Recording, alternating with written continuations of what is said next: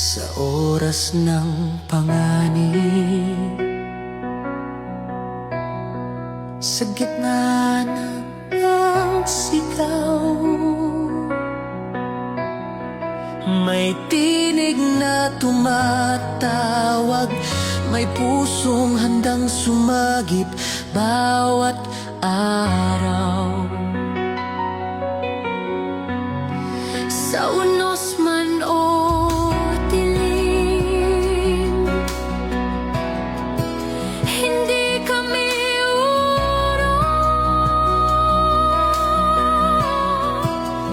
dahil tinawag kami ng Diyos upang maglingkod at tumulong.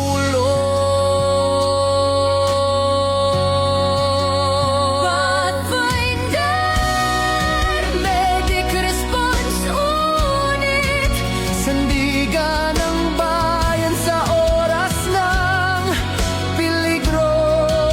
Sa bawat hakbang, sa bawat pagtakbo, buhay ang layunin, pag-asa ang dala namin.